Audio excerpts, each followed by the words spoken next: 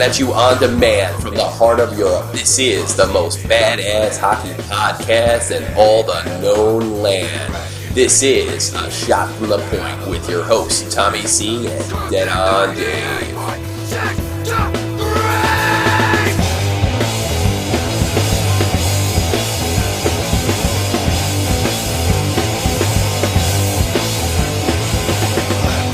Hey David, we won! Woo! That's right, baby, that's game 7, baby. No, that's right, that was the other day. We won the game 1. I'm sorry. Hey, it's 2 wins in a row. Even better, don't worry about it. It's over. We won. They might as well. You're delusional with crazy victories. They might as well just reason and all that good stuff. Pack up and go home. I mean, there's no reason to show up. Brodeur should start his retirement press conference tomorrow. I don't even think he's going to show up for the next game. I think he's just saying, I'm good. Well, if he does, maybe you just leave his pads there. I don't know. Yeah, he doesn't need pads. He's Martin Brodeur. Oh, absolutely. He didn't look too bad, and he made the save of the night, actually. For 2+ periods, he played like Martin Brodeur. He sure did, man. I mean, that was the. I mean, he didn't get his. I don't know. Did he get more action than? I know. I think Lundqvist must have got more action than him. Lundqvist was the great. As I called him on another program, he was the great wall of Lundqvist. He really was. But I mean, there was a wall in front. That's what I think broke the Devils down. Actually, is once you got the past New Big Blue. You got you dealt with Lundqvist, and how frustrating is that? And I think the dam finally broke in the third period, and you saw it. I mean, the Devils just looked frustrated, and they were putting good shots on net, and it didn't matter. Yeah, no, it didn't. Did you ever, my dad used to make me bases when he played baseball. He used to cut them from wood, and did you ever leave them in your backyard and then go lift them up? And you see all the ants that are on them, they just kind of scattered all over the place. That was the New Jersey Devils after the first goal. And by the way, I'm not just picking on them. Most of the players that I read in Stars and Stripes felt the same way, that they just didn't really recover well from the first goal. And I think that a lot of that had to do is, I mean, I saw, Kovalchuk got good looks pretty much all through the night. Yeah. And they just, they got the wall of Lundqvist just kind of, it just kind of knocked them down. They weren't expecting this type of team to show up on the ice. You might have been right again. You did that on Dave. They looked a little overconfident. Stroke my ego. Yeah, well, they looked overconfident. They sounded overconfident after the game. Brodeur made a crack about, maybe I'm reading into it, but I think he made a crack about Lundqvist. They asked him how he thought Lundqvist played, and the way I understood it, he asked how many shots were on there, and he kind of sarcastically said, yeah, he played well. I didn't see it. I read it, so I don't always give the. It's hard to take the context of it from print, of course, but I don't know. It's tough to tell. I think when it's Brodeur, you're already kind of jaded anyway, so you're kind of already looking for a reason. Oh, that bastard's talking about lunch. There's a distinct possibility. There's a distinct possibility, Dave. You're absolutely correct. But, coming from a guy who won a Stanley Cup in '95, getting 17 shots on goal a game, and he had Scott Stevens in front of him, which is, in my opinion, the greatest defensive defenseman I've ever seen. He has got absolutely no room to talk if he was being that sarcastic. Yeah, I agree with that. I think it's a real classless move if that's the case, because he was outplayed. I mean, Lundqvist was incredible. He was. He's absolutely incredible. I mean, it might be tough for a guy like Brodeur. I mean, he is. Well, it's the twilight of his career. It's over. Yeah, I know. This could be it for him. What does he do? I mean, I want to save this pocket for another time. Maybe you can just answer it real quick. Let's pretend. I don't think this series is over by any stretch of the means. The Rangers still got a lot of question marks. What does he do after this season? Does he reasonably think he can get to another Stanley Cup? Right now, he's in the best position to win a Stanley Cup as he will ever be in any part of his career. This is really it in a lot of ways. Does he want to hang around? Does he not want to hang around? I mean, I'll tell you, there's an intriguing option. Mm-hmm. If he doesn't want to stay in New Jersey, mm-hmm. and that's if New Jersey wants to keep him, I don't know. I have no idea on any of that. Mm-hmm. There's an option out there. Because there's a team who desperately needs a goalie that has a team that is ready to win right now. Mm-hmm. And I'm talking about my Chicago Blackhawks. It's a perfect fit. It would be. It's an absolute perfect fit for him. And you keep Crawford. You keep Corey Crawford on the team, and you let him learn from Brodeur. That doesn't work. I've seen it happen too many times. You got to number one goal. You got to trade. It's not like he's been a starter goalie every season. He's always played kind of a platoon role. So I don't see him having a problem because Crawford's not going to walk off the Blackhawks and go on any other team and start. Yeah. So his best option would be to learn from the greatest who's ever done it. I think it's a good fit. It sounds good on paper, but you get guys that are number one. It's almost like a Tebow situation going to New York or the situation he had in Denver. It's really difficult for these guys to adjust to something like that. And it depends on how he sees Brodeur. He may see him as an old washed up Frenchman that's crying and whining all the time, like I do. But it's very possible. Hockey player Barbie, as I think that I will refer to him when you're talking about him. Well, now that I didn't mean to bring up the Rangers initially, but let's finish off. How did you feel about their overall performance? It was their most solid performance of the playoffs. They finally look like the team, the number one seed that they are. Sure. They just have to build off this. Yeah. They look like they had a point to prove. They look like they knew that the Devils were overconfident, and they said, you know what? We're going to have to show something here. And they did. They played great hockey. It was beautiful to watch, and I'm excited to see more from them. I agree with everything except I don't think they think. I think Tortorella's got them in such a robotic system that they just kind of react, and the dam kind of broke in the third period. The Devils didn't react to it. I mean, the Rangers are good enough to score against a team that's scrambling, and that's essentially what they were doing. I am not counting the Devils out by any means. They will adjust. They will. I would not be a bit shocked if they split the series here. But I mean, I wonder if this is a case where if we do, and I think this will go 7. I have no doubt in my mind this is going to go 7. But after seeing last night's performance, this is the Rangers' first step in the right direction of the entire playoffs. A, can it continue, considering how many games they've played thus far in overtimes? And B, will they get, and I'm sorry, they cannot continue to win one-ball games. Are they going to finally get the scoring from Richards, from Gaborik, and what have you, that they absolutely need to move on? I'll tell you, they not only need it for this series, if they even want a chance in the next round, and this kind of segues into where we're going. Yeah, well, I want to get into LA later, but you're absolutely correct. I don't even want to touch LA because that's because me and you have strong opinions about that, and yes, we do. LA much later. It just as far I guess I'll just what hasn't been said about the Rangers. We're actually doing this a day late because we couldn't get stuff together yesterday, but. If they keep playing this way, they're fine. If they don't, which is they're gonna have lapses, they're gonna have problems here and there. Actually, that leads me. I am gonna stick with the Rangers, and I'll tell you why. Chris Kreider. There's all this Holtby talk in the last round. Holtby. What about Chris Kreider? I mean, the guy just came off of college, and now he's in a Ranger uniform, starting, scoring all the key goals. I would say all the key goals, but some key goals for the Rangers. Had a spectacular game yesterday. This guy is under the radar because they were drooling. Oh, Pierre! I'm so sick of Pierre Maguire. That's another show altogether. I'm so sick of Pierre Maguire I could scream. This guy. This is a real story, and this guy's still playing.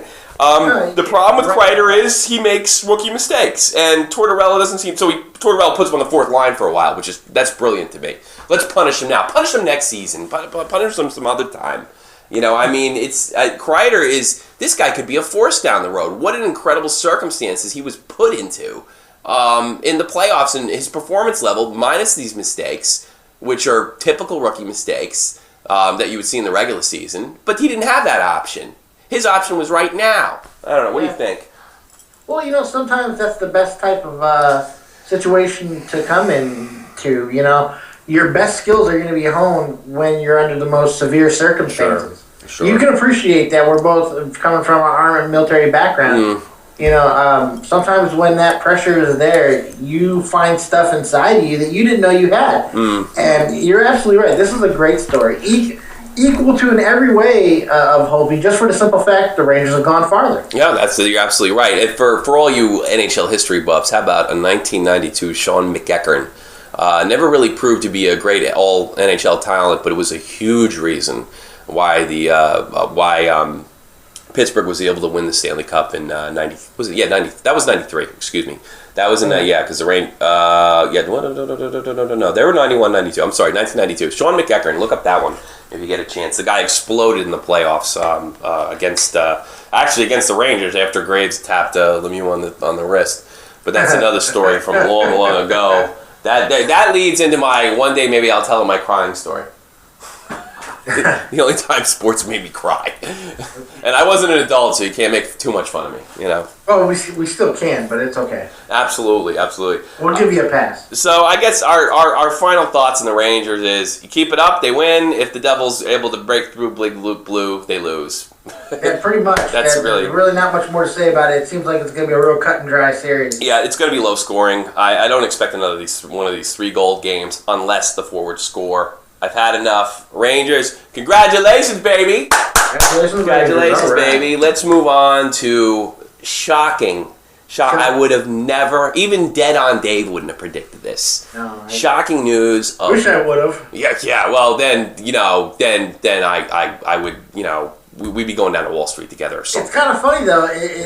It kind of made a little bit to my reference where I said, is he just sitting at home with and a gun in the other? Maybe. Well, now he can do that with his family. He may have chosen the gun in some kind of metaphorical sense here. Dale Hunter, shortly after the Capitals were released, decided for family reasons, which usually means they told me to retire. They told me to quit, or otherwise they'd fire me publicly. Family reasons he left. I saw a quick spat of the interview. He said something to the effect of, this wasn't really my team, but it's my team, referring to his long career as a Washington Capital. He looked like a really sweet old grandpa, and I hope maybe some older fans that are listening right now, if they remember what this sweet, nice man was, a miserable bastard on the ice, and not in a good way either. This guy was the biggest prick going, and he actually made me feel kind of bad for him when he stepped down. I don't believe for a moment that he wasn't told to step down. I don't think anybody in the NHL, I don't think anybody in sports believes it for a second. The question is now, was it a good move for management? Was it a bad move for management? And does this really even hurt Dale Hunter's career, considering what he did? Well, it's going to be an interesting thing to see what happens next, because what happens next is going to tell us a lot more of the story of what happened before. Mm-hmm. The first thing you got to ask yourself is, we assume that the team was buying into the defensive mentality. Is there a possibility, because we don't know everything, could Ovechkin have said something? Could he have gone to management right after Game 7 and been like, you see, this is what I'm talking about. Sure. This guy plays me this way, and we lose. Well, I don't think there's any doubt that they didn't buy into it. Maybe they didn't buy into it, but they did it because they may have just gone along with it. Buying into it is what the Bulls did with Tom Thibodeau's defensive style. Mm-hmm. Buying into it is what every New England Patriots team does with Belichick. That's buying into it. Mm-hmm. Going along with a short-term coach just because you're winning, that's a different thing altogether. Sure. And that may have been what have happened this year. They sucked at the beginning of the year. Mm-hmm. Hunter comes in, they start winning some games. You'll be like, okay, maybe this guy knows what he's talking about. Sure. And then Ovechkin gets less and less ice time. Sure. Things start not going the way. And the two best games that Ovechkin had was after the two devastating losses in the series. And in both of those games where he played great, he didn't play complete defensive like Hunter had. He was getting to the point that it looked like he was playing like Ovechkin again. He was taking more risks. He was being that type of a shooter, a strike first type of guy, and it didn't sacrifice the team's defensive mentality when he did it either. No, I don't think. I think Dale Hunter's one of these guys that he doesn't necessarily believe that. He doesn't. He was kind of a mucker and a grinder in himself, and he sees the game as winning as a unit rather than winning through running an offense through one or two players. And that's the kind of coach he was. And I'd rather have a coach that says, like, look, we're playing it this way or my way or the highway. And I don't have a problem with that, because in order to control the troops, for lack of a better word, you have to kind of stick. But you live and die with it. Hats off to Ovechkin for soldiering, for being what a real hockey player. You listen to the coach. And, there isn't too many athletes in today's sports that wouldn't run and cry to the media, that wouldn't run upstairs. It's obviously that Ovechkin and the rest of the team didn't. And if it's true that they didn't buy into it in the sense where they didn't like it, but they were going to do it anyway. At least publicly, you're absolutely right. Well, Ovechkin, I got an article with Ovechkin right here. It goes over Semin. There's a guy we didn't talk about the whole time. This guy's an all-star, this Alexander Semin. Unbelievable stick hat. What a heartless... And he's gone, by the way. Good. I don't think there's another team in the NHL who has more questions to answer now than the Washington Capitals. They're losing their second best player and their coach going into next season. I don't have him gone. I have him... He says he's gone. He's not resigning. Oh, yeah. Well, you know what? I don't think that's a loss, because this guy, he's another rattle-off without hitting a coach. He's obviously a big bait. I think I don't know, man. Where was he? You barely heard his name. He's gobs and gobs of talent. He might even be more talented than Rattle-Off, to be honest with you. Has gobs of talent. So. He was nowhere to be found. I seem to remember him doing some fancy stick handling and not hearing his name the rest of the playoffs. What a disappointment. And, I tell you something. Whether this was a good idea for Hunter, this kind of defensive system or not, that's really up to management. It's up to when a coach gets fired, it's the player's fault. I don't care who you are. Maybe this wasn't the best system. They couldn't score. They couldn't put it in the net. That's what came the bottom line. Obviously, management decided he couldn't score with his system. Possibly. I don't know how. Look, you have to be a great coach. You have to find that balance of getting over yourself and realizing that maybe my word is not the end all be all. You have to be able to compromise a little bit, or you're not going to succeed. If you become too predictable, if you become too one dimensional, especially when you're talking about this level of hockey, sure, or in any sport, sure, you have to be able to adapt. And it doesn't look like he was willing to do that. Or he got thrown into a situation. This is what he does know how to do, and wrote it out the best he could. And they got in the train, and got the players on board, which says something about his coaching ability. This team was playing an offensive style. They were going nowhere. They got this heartless Alexander Semin that just kind of shows up when he wants to. That's a really difficult circumstance to come into, and to come into a situation that finished 500, lose in a Game 7 to a very difficult Rangers team, a very good Rangers team, a team with a lot of question marks considering how many games they played in the playoffs. But this is not a bad hockey team. The second seed overall, the first seed in the Eastern Conference. This is some tough circumstances.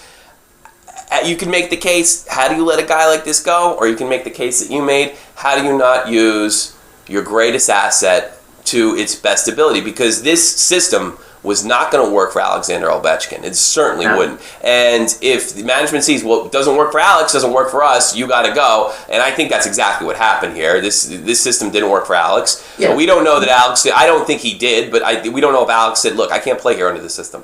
Nothing personal against Dale, but I can't do this. Not every coach is a Phil Jackson who can play with these stars after stars after stars like Jackson coached. He's a new coach, too. He's a new coach. He came in a bad situation. He goes, this is what I know how to do. He was a mucker. He was a grinder. When he played, he didn't have an extreme amount of offensive talent when he played for the Capitals. He was a tough guy. He was an intimidating player, too. He's also a mean bastard. He was. He was something else to watch, let me tell you. It's just bizarre, going back to what I said before, it's just so bizarre to see him like a really nice camera shy grandpa. This guy. It's just like I said, it's gonna be interesting to see what happens next because that's gonna tell the story. If this guy has a job in a month, then obviously we know it's all bullshit and the management wanted him out, just like you're saying. But if he does stay home for a year or two, then maybe he did just walk away. Maybe he made the decision, I can't coach like this. Because he saw that there's just... He came under a lot of fire for the way that he's coached in the media. ESPN hammered him. Melrose, they gave him his praise, but at the same time... And they also did it after they lost, those bastards. They did it after he lost. They've been kissing the Capitals' ass for the last 7 games, dumping on the Rangers, and now Dale Hunter's a bad fucking guy. Jesus Christ. I agree with you. It's not right, but that's just the media-driven world we live in. Yeah, it's really unbelievable. What a bunch of cowards. And Melrose got no business to talk. The whole media dumped on him when he went down to Tampa Bay a few years ago. Under similar circumstances. It was my way or the highway. And, it was the highway, that's the way it works. So, for them to dump on him now, it's a little too late. I'm sorry, Pierre Maguire... specifically, Pierre Maguire has been pumping sunshine up the Capitals' ass, some of which was deserved. I mean, I told you I had nothing but respect for the Capitals, but the fact of the matter is, to dump on this guy now under these circumstances, you can make a case to get rid of him because it's not going to work for Ovechkin, and that's your star, and that's where your money's made, and I get that. And you can make a case in where were the players not showing up, not doing what they were supposed to. All right, yeah, maybe Ovechkin. But at the end of the day, you lose because the player's on the ice and not necessarily because of the coach. And everybody, including Ovechkin, including Hunter, they're class acts. They handled this perfectly. Ovechkin's a real soldier to me, man. I mean, I don't know. The public eye, you're 100% right. They've done everything the correct way. Sure. Now, it's going to be, that's not how it always is, though. Sure. Yeah, eventually, it can be a couple months. We're going to start hearing stories trickle down, and we'll start seeing the cracks in the foundation. It's going to happen. Someone's going to take a shot at somebody. It's kind of funny that we're talking about this. Mm-hmm. This is real quick. Sure, go ahead. In the NBA, there's something kind of similar. Mm-hmm. The Bulls have been winning for a few years. When we got Derrick Rose, we had a coach by the name of Vinny Del Negro. Okay. Who, longtime NBA player, just exactly the same type of situation. Sure. He played his style. He coached the way he wanted to. Didn't play to the strengths of the team. He didn't really care defensively. He just did what he wanted to do. Mm-hmm. The Bulls made the playoffs both years that he was there. Sounds like a keeper. They fired his ass. Sure. They fired his ass anyway. They got rid of him, and they brought in Tom Thibodeau. And all of a sudden, the next 2 seasons, the Bulls have won more games than anybody else in the NBA. Sure. Del Negro, on the other hand, has gone over to coach the Clippers, and he was toiling around in obscurity until they go ahead and they get Chris Paul, and they got all these other talented pieces, and he still doesn't get them to the place where they should be. The Clippers should be one of the top 1 or 2 teams in the West, but they're not yet. And here's why. They're not a well-coached team. Del Negro can't coach for shit. And he's going out, and he took a shot at the Bulls the other day. But he built the team. But wait a minute. You're getting off topic a little bit. Del Negro built the team, and then... No. He didn't build shit. No, he came into a situation that had Derrick Rose. The Bulls won the lottery and all that. Oh, okay. He didn't build shit. He just came in and coached what he had, and then left. I'm talking about... the correlation that I'm making is about the aftermath. Okay. Now it's been 2 years, and now he's starting to take shots at the Bulls. Now he's starting to fire lobbies back the other way. Don't expect Dale Hunter to do that. I don't see that coming. Not from what I've seen from him. We thought Del Negro would have the balls to do it. Really? I don't see Dale Hunter doing that. I think all these guys, look, the system didn't work. It's really unfortunate that not for me, but the system didn't work. This kind of stuff, that's hockey. Coaches come and go. Sports is, the management in every sport seems to convince coaches get basically all the blame and all the credit, and they probably are not as influential as most people think, and they're probably not as destructive as people think. Well, I'm sorry, guys you want to switch to something. Buck Showalter built if you want to call it the 90s Yankee dynasty, basically when Jeter came along. Buck Showalter built that team. They canned him, I think, after a bad playoff run. And who's the greatest the most winningest Yankee coach of all time? I guess it's early in the morning. Joe Torre. Joe Torre took that team and he won a bunch of championships with it. Yeah, I don't know what happened to me. So I often wonder, Torre was a under 500 coach when he took over the Yankees. He was a quick replacement for Showalter, had been with the team a few years, built it up. And Torre, who was a great coach, obviously, he has a great record. He's probably going to the Hall of Fame, if he's not already in the He got a lot of credit for somebody else's work. Now, he kept it up. He did a fantastic job. But I often wonder I guess my point is, and I do want to move on after this, these guys probably get all the blame and all the credit, and shame on ESPN if that's true, that they sit there and pump stunt. Shame on NBC, shame on all these guys, pumping sunshine up Hunter's ass, saying what a good idea, talking about reining him in and what have you, and now after it didn't work, in a Game 7 no less, one thing if they got swept, to sit there and call Hunter into question, hey, it didn't work, that's hockey, you know what, it might work somewhere else. Is he a rookie coach this year? I'm pretty sure he was. Yeah. I thought, you know what? I hate the media. I'm disgusted with the media. And there's a lot to be discussed God, about. sports media is the worst. I mean, it's the most hindsight 2020 group of people you'd ever meet. Like it or not, we are part of that system. Fuck that. I got 400 views. I got fucking 400 views on YouTube. That's all I need. I'm not a part of shit. We might be a small grain of sand, but we're part of the system. I suppose. You know what though? We can make it better. We can not fall into those bullshit categories that we're crucifying others for. We're just gonna keep ourselves to a higher state. Yeah, well, guys like them, let's say what's that? Say it again. Fuck Dale Hunter. He's stupid for his coaching style. Oops, I already failed. Like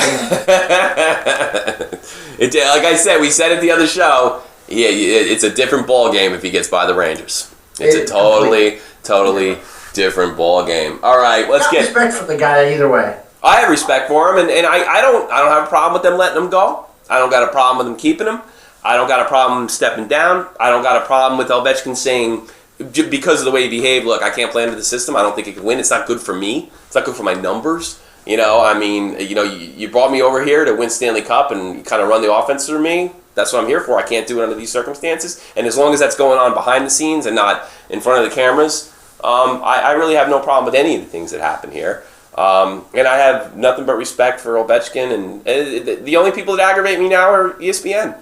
Yeah. It was handled the right way publicly. So far, it's been handled the right way. But my question is that going to remain, or will some shots be fired in the future? If he gets another job in a month or two, we're going to expect more story to be coming out. I think if he was a more established coach, maybe. But I mean, he's getting his feet wet in this business. He's a rookie coach, and he's got to learn the ropes. Not a terrible move for him to go to kind of a popular minor league team. Go to a Hershey Bears. Go to a Rochester Americans. No, I don't think it's the worst idea in the world. Go win a championship. Go win a Calder Cup. Go to a major juniors in Canada. Win with those guys. Really learn how to coach. A lot of players get great coaching jobs right in the NHL that they don't deserve. They should go down to the minors and build themselves up. And you know what? Or he's just gonna go sit at home with his family, like you said. And he's just gonna play NHL 12 and have some fun. Sure. I hope I catch him online. He's a rotten bastard when he's a player. I don't miss him as a player, but I definitely give him nothing but support in all his future endeavors. Yeah, you're being rather respectful. I have to admit. I couldn't stand playing against him. I mean, he was a dirty hockey player. He was that's another show for another time. It's not even another show. I'll just say he was a dirty hockey player. I think he was a lousy guy, and he just doesn't come off that way now. I mean, I don't know what else to tell you.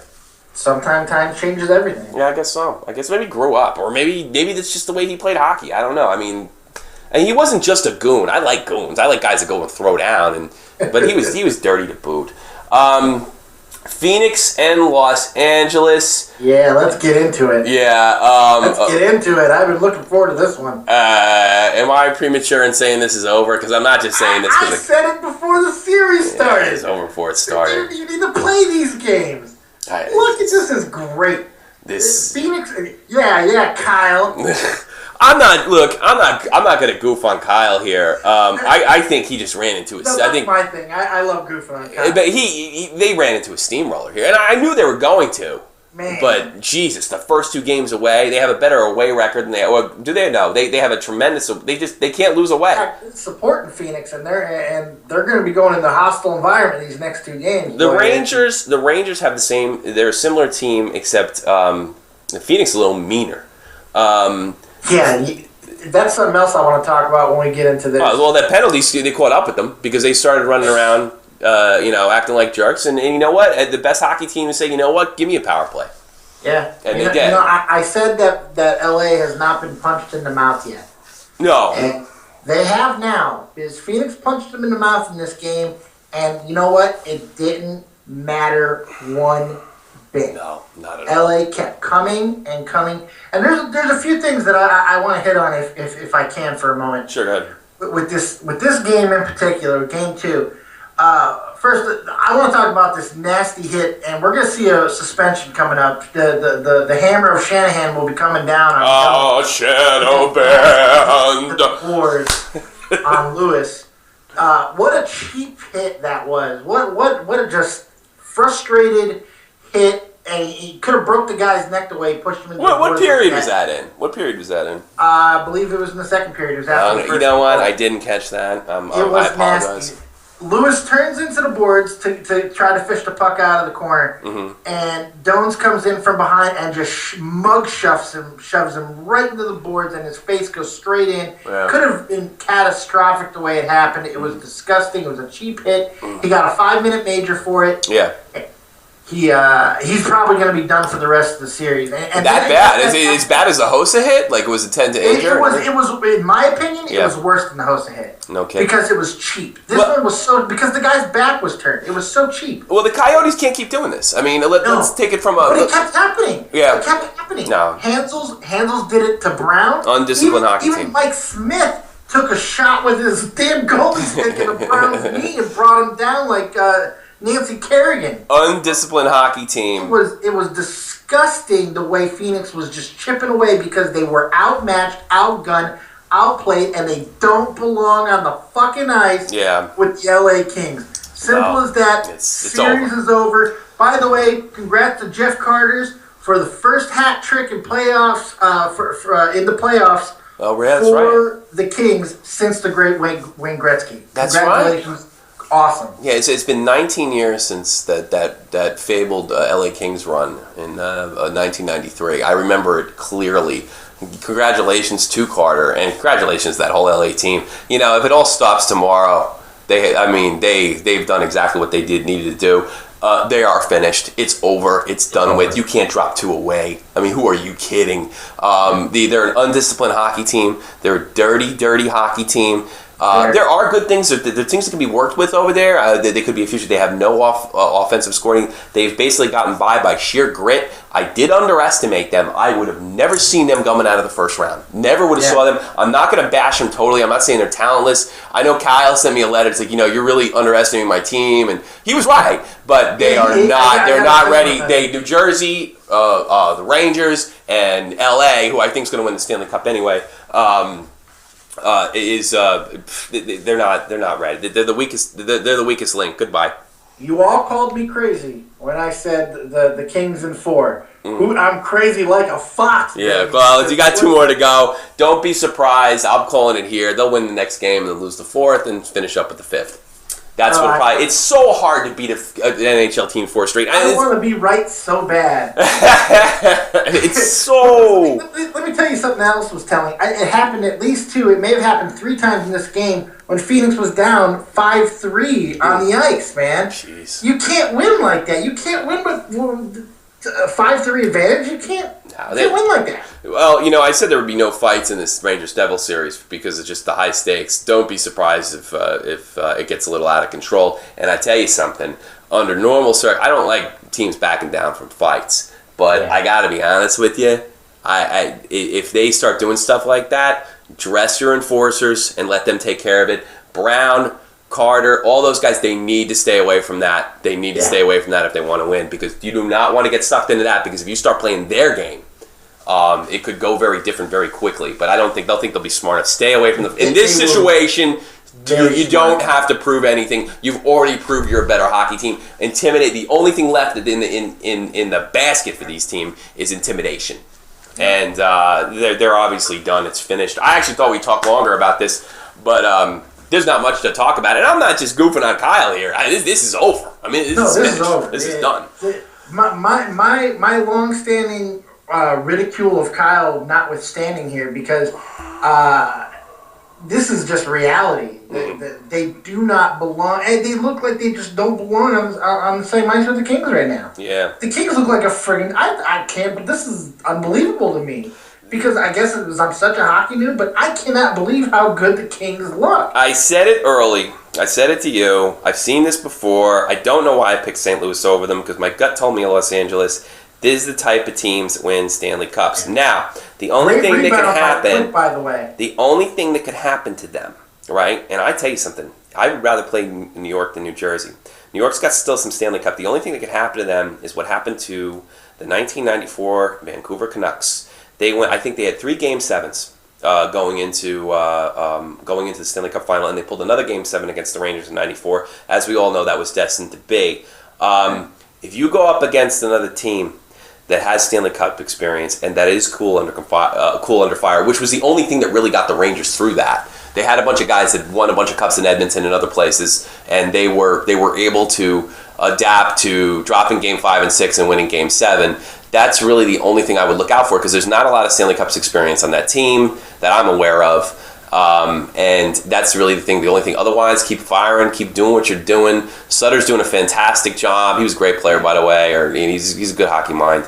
And there's no one's going to beat LA. I mean, I think that's the only circumstances. Get sucked into a fighting situation with Phoenix, or don't respond to a challenge. Or Jonathan Quick breaks his kneecap getting off the bus, because, man, did he rebound in Game 2. I told you they both would. They both did. And Smith didn't play bad either. I'm sorry, I gave up 4 goals. I mean, the dam broke over there. But, I mean, early on, Smith got shelled, and he responded to it. So I think both goalies played well.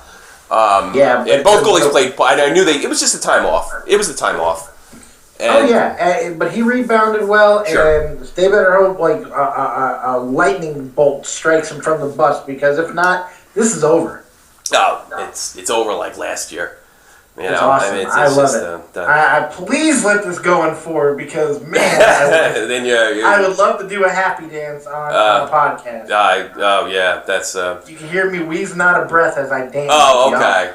But we probably should put money on it next time or something, No, I can't do that. That would be bad. That would be bad. I'm like Fred Flintstone here. You don't want me to start betting. No, I'm pretty much... Was that reference too obscure? Are people going to know what I'm talking about? I think so. I think they can handle Fred Flintstone. Bet. Nobody wrote to Flintstones. What the hell's the matter with America nowadays? I got a friend of mine. He stays over here sometimes. Because he got tossed out of his house, and I'm always willing to give a couch to a passer in the night, and not even that. I mean, I've known him for a year now. That's how some horror movies begin that way. Be careful. Yeah, that's true. But I've known him for a year, and I used to work with him, so I'm helping him out, and he's very attached to the club scene here in Europe. And, we all did that, especially when we were soldiers. And he pulls up this website called German Barracks Bunnies Busted. What the hell? and I don't even know where I'm going with this, but I just... Yeah, I'm trying to figure that out, too. Yeah, I mean, it's a riot. What it is it's a Facebook page, and I think it violates some German privacy laws, and it may have already been taken down. But what it is, it's mostly women, some men, that post a picture of a girl that is what they call tag chasers, like military chasers. Okay. And we know that there is, I know a lot of German girls, and a lot of German girls don't even know this. And I'm not bragging on German girls here. There is like sort of a groupie culture near military bases for soldiers, especially with German women. And basically these girls, like these tag chasers, or what have you, they list like the bases they hang around, what their tactics they're known to use, whose man they try to tell. Oh, it's so funny, man. Yeah, whose man. That would be a lawsuit in America. Oh, it's great. I don't know. They're taking their Facebook pictures, man. You put your stuff on Facebook, you're pretty much public. So it's and then it's girls that almost think they try to take my man away from me, and it's guys who probably got blown off after they bought the drink at the club. Try to remind me again. Why do women call us men scumbags again? Yeah, I know. It's you know what? It's such an obvious. It's such an example as both sexes are just as bad. No one's got a no one's got a. I'm with you. Yeah, no one's got a lock on the worst of the two sexes. This is not good for the man cause in general, though. No. You can't fight that. You can't say that both sexes are bad when you just led with bunny busters of these hobags.com. That's not good. it's barracksbunnies.com, here's the thing that gets me, and you tell me if I'm off on this. The whole techno club thing, when you advertise that you're a party person, male or female, okay, that I'm all about sex, drugs, and rock and roll, and I'm going out and partying, I live high life, why are these people so surprised when it actually happens? when somebody sleeps with somebody's boyfriend or girlfriend, or somebody, or they're caught under these circumstances, or they're caught. Why is everybody surprised? You're advertising this. You're dressing like this. You're bragging. The guys are talking about, like, I had 3 chicks and I met her and then she broke my heart. And then you have the girls that are a walking welcome sign. And they're like, oh, these guys, they treat me like a piece of meat. Look, you're sex, drugs, and rock and roll. It's happening right now. Deal with it. Don't be so judgmental, Yeah, it's funny. I think that the culture is changing, because I agree with you. It used to be like that a lot more, but it's starting to change where I think it's becoming even more disgusting. And I watched the show, but this is your homeland, by the way. Sure. The Jersey Shore is responsible for a lot of this garbage. We probably. see the revolving door bedroom bullshit. But you know what? I gotta be honest with you. Maybe call me crazy. I don't watch that show. I've never seen a full episode of that show. I swear to God. I know I know who Snooki is, or whatever her name is, because she's on every magazine cover for a year straight. And I've never seen the show. The way that these guys run through these girls, though, is just. I don't have a problem with it. If you want to do that, then do that. But accept the responsibility or whatever's going to come along with it. That's what I don't get. I get being young. I get going out and getting messed up. I get, you're single. I get that. What I don't get is when the inevitable circumstances happen that everybody's shocked. And I don't get this faking thing. I hear, well, just because I go to the club doesn't mean I'm looking for sex. Well, that might be true. But you're definitely seeing your value on the market, and guys. You can't say that though. I just did. When you say it, you just look like you look bad, and I agree with you 100%. Yeah, I sure. think perception is reality. Oh, absolutely. And what some of these women are putting out there, and some of these men too. This is not an attack on women. This is an attack on the club culture, both sexes. And I've never been a club guy. I've never been a club rat. That's never been my mentality. I've always, thought it was okay because I have that mentality of you're going to a club, you're not looking for a soulmate, Sure. I can't believe this bitch. I can't believe it. She's never my best friend. Hey, pal, where did you meet her? Well, I took her away from her boyfriend. Well, there you go. The funniest thing about all this is I've been married for 9 years. You know where I met Melanie, my wife? Where'd you meet Melanie? Can I guess? Yeah, go ahead. In the library. Oh, no. Because she's a perfect angel. She's a perfect angel. I've met her many times. I met her in a club in Baumholder called the Metropole. The Metropole? Yeah. What was she? Did the light strike her and you just boogied on over, or how did that work? Well, no, we were being set up. Oh, that's cute. Yeah, we were being set up. I don't know. You know what? You want to know how I met my wife? Yeah, please. No, I don't want to tell that story. I wish I hadn't met my wife. Yeah, you want to know my wife? I'd like to say that I was really drunk, but I can't even say that. Yeah, well, you know what? We all make mistakes. Yeah, we sure do. And I think that's it for today's show. Before I get in, wow. Before I listen to this show in court. God, like the last season of MASH, we just kind of just went down. Way down. But I just needed to bring that up. Plugs. You got any plugs? Sure. I got a new podcast on Podbean called This Guy's Take on It. It's my new little show. They're short. They're just me having a good old time. I have one other plug before I another shameless plug. I wrote a book a while back called The Chronicles of L.J. Stevens. It's available on Amazon. It'll soon be available on iBook and ebook and all that good stuff. And when that happens, I'll let you guys know. Thank you very much, Dave. I highly recommend This Guy's Take on it. It's very good, very personal.